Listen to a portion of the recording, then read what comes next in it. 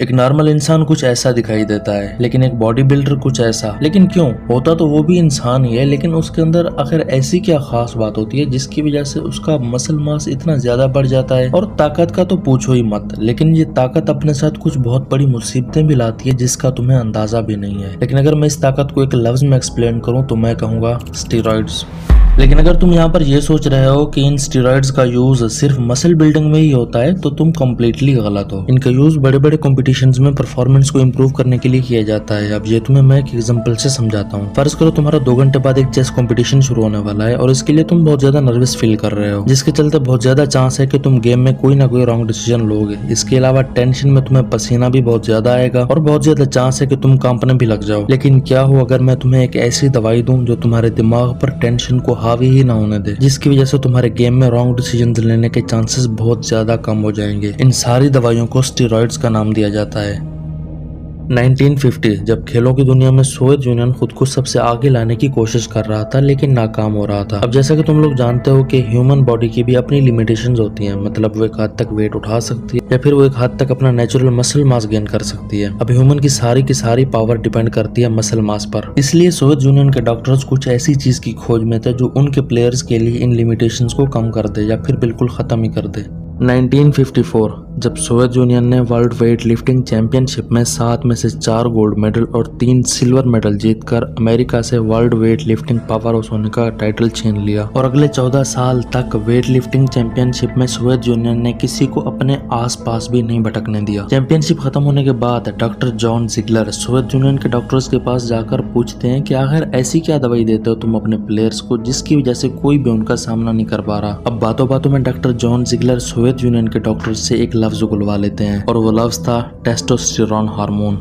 इसके बाद शुरू हो जाती है 2 कंट्रीज अमेरिका और सोवियत यूनियन के बीच हार्मोनल रेस। लेकिन एक मिनट, तुम यहाँ पर सोच रहे होगे कि पहली बार हार्मोन का इस्तेमाल 1954 में सोवियत यूनियन ने ही किया था, लेकिन तुम कम्प्लीटली गलत हो। पहली बार हार्मोन का बड़े लेवल पर यूज हिस्ट्री की एक बहुत बड़ी शख्सियत ने किया था जिसका नाम शायद तुम में से सब ने सुन रखा है, और वो है हिटलर। इस पर हम आगे चलकर बात करेंगे, लेकिन अभी ये बात समझना ज्यादा जरूरी है कि स्टेरॉइड्स को आर्टिफिशियल तरीके से कैसे तैयार किया गया, और उससे भी ज्यादा जरूरी सवाल ये है कि साइंसदानों को आखिर इस बात का आइडिया कैसे हुआ कि ये स्पेसिफिक हार्मोन एथलीट्स की पावर को कई गुना तक बढ़ा देगा। ये सब समझाने के लिए मैं शुरू से शुरू करता हूँ, मतलब तब से जब इंसानों ने अपने फायदे के लिए जानवरों को पालना शुरू किया। लेकिन इस झुंड के मेल जानवर सबसे ज्यादा अग्रेसिव थे और ताकत के हिसाब से भी इनका कोई मुकाबला नहीं था। अब मेल जानवरों को उनकी ताकत की वजह से उन्हें खेती में यूज किया जाने लगा। इस पूरे झुंड में बाकी मेल जानवर इतने अग्रेसिव थे कि वो ताकत का इस्तेमाल दूसरे मेल या फिर फीमेल जानवरों को नुकसान पहुंचाने के लिए करते थे। फिर गुजरते वक्त के साथ इन मेल जानवरों को काबू करने के लिए इंसानों ने एक टेक्निक का यूज किया। इस टेक्निक को आज के दौर में कास्ट्रेशन कहा जाता है। इस टेक्निक में मेल जानवरों के टेस्टिकल्स को या तो बाहर निकाल लिया जाता है या फिर उनका कनेक्शन उनकी बॉडी से ही खत्म कर दिया जाता है। 1930 में डॉक्टर्स ये बात सोचने पर मजबूर हो गए कि आखिर कुछ तो होता है इन टेस्टिकल्स के अंदर जो कि मेल जानवरों को इतना एग्रेशन और ताकत देते हैं। कुछ साल एक्सपेरिमेंट्स जारी रहे, फिर ये पता चला कि इन टेस्टिकल्स के अंदर लीडिंग सेल्स होते हैं जो कि टेस्टोस्टेरोन हार्मोन पैदा करते हैं। लेकिन साइंसदानों के सामने अब अगला सवाल ये था कि क्या इस टेस्टोस्टेरोन हार्मोन को आर्टिफिशियली लैब में प्रोड्यूस किया जा सकता है। 1935 में एडोल्फ ल्यूटिनेंट और लियोपोल्ड रोजिका ने पहली बार लैब में टेस्टोस्टेरोन हार्मोन बनाने में कामयाबी हासिल की। लेकिन इसे बनाने का मेन मकसद फिजिकल वीक लोगों को नॉर्मल बनाना था।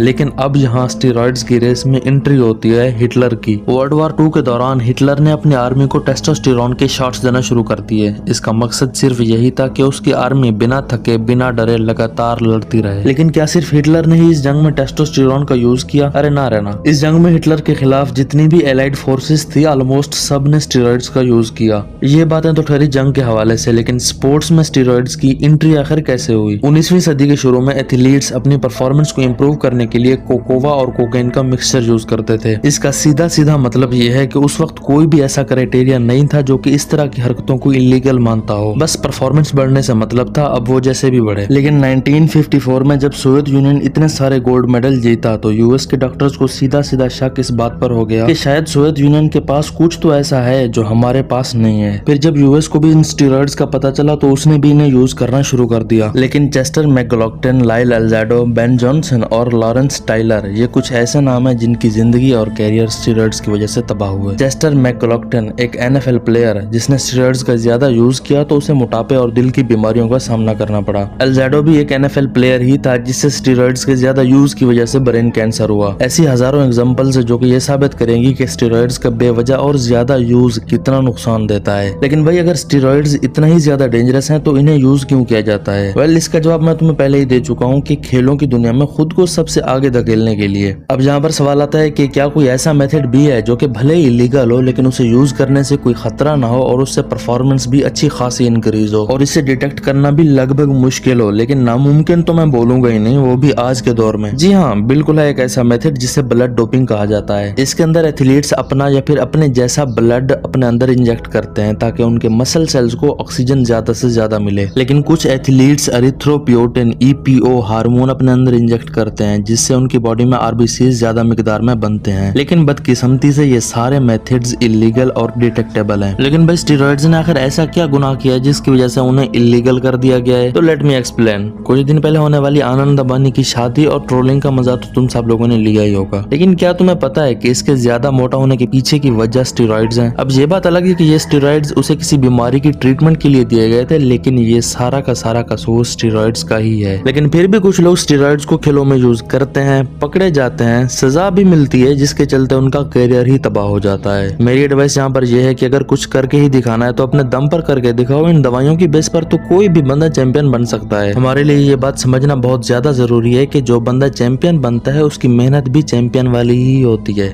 बस आज के लिए इतना ही। अगर आपको ये वीडियो पसंद आई तो इसको लाइक कर देना, सब्सक्राइब कर देना और शेयर भी कर देना। मिलते हैं फिर किसी नेक्स्ट वीडियो में।